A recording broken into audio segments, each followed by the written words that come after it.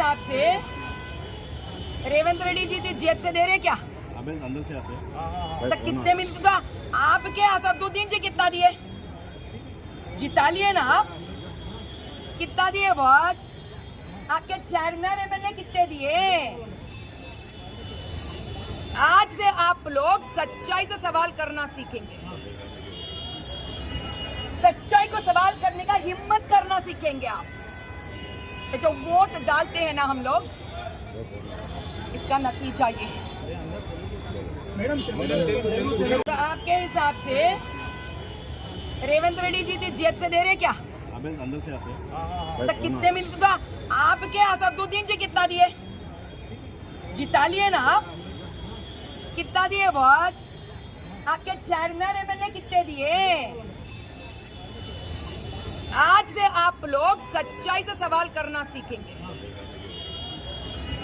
सच्चाई को सवाल करने का हिम्मत करना सीखेंगे। आप जो वोट डालते हैं ना हम लोग, इसका नतीजा ये है। इतनी बड़ी हादसा, और सबसे पहले कौन आए यहाँ पर? वैसे तो मैं शुक्रगुजार कहना चाहती हूँ उस मुसलमान भाई के जिन्होंने नमाज पढ़ते घर जाते जाते देखा तो सही, अंदर आया। उसके बाद 6 बजे सबसे पहले आए किशन रेड्डी जी, हमारा अन्ना, जो भाजपा के हमारे प्रेसिडेंट भी हैं और यूनियन मिनिस्टर भी हैं। सारा तेलंगाना को आज समझना है इतनी बड़ी हादसा, और सबसे पहले कौन आए यहाँ पर? वैसे तो मैं शुक्रगुजार कहना चाहती हूँ उस मुसलमान भाई के जिन्होंने नमाज पढ़ते घर जाते जाते देखा तो सही, अंदर आया। उसके बाद 6 बजे सबसे पहले आए किशन रेड्डी जी, हमारा अन्ना, जो भाजपा के हमारे प्रेसिडेंट भी हैं और यूनियन मिनिस्टर भी हैं। उसके बाद यहाँ से 2000 किलोमीटर दूर से हमारे प्रधानमंत्री मोदी जी उन सारे नन्हे मुन्ने बच्चे और स्त्री और पुरुष जिनका जीवन यहाँ पर अग्नि को न्योछावर हो गया, उनके प्रति 2 लाख रुपए एक्सग्रेशिया दिए। अब ये है यहाँ के सरकार का हालत कि वो तो आए नहीं वैसे हमारे प्रियतम मुख्यमंत्री जी। वैसे तो मुझे लगता है लोग मेरे ऊपर शायद उंगली उठा सकते हैं, ये कहकर अम्मा आपको टिकट दी, आप कल क्यों नहीं आए? मैं पूछती हूँ मुख्यमंत्री जी, आपको तो मुख्यमंत्री बना दिए ये लोग, आप क्यों नहीं आए कल? आपका जिम्मेदारी है ना, आप पिता समान है ना इस राष्ट्र को, इस स्टेट को। और हालात ऐसे हैं कि मरने के बाद बीआरएस तो वैसे ही गरीब बना दिया तेलंगाना को। इतने बदतर है कि फूटी कौड़ी भी नहीं है यहाँ पर इनके हिसाब से। मरे हुए जान को एक श्रद्धांजलि के तौर पे भी पैसे देने के। अच्छा भाई, मैं मानती हूँ आपका सिस्टम तेलंगाना कांग्रेस में बहुत बढ़िया है, तो भैया आप सब लोग मुझे एक ही सवाल का जवाब दीजिए। 6:16 पर फोन गया फायर इंजन ऑफिस को, 6:17 यानी एक मिनट में 11 फायर इंजन आए थे, एक को भी नहीं बचा पाए।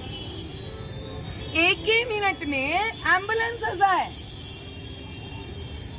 2 लोगों को लेके गए अस्पताल को, लेकिन दोनों भी मर गए। क्यों? जलकर नहीं, हवा नहीं मिलने के वजह से।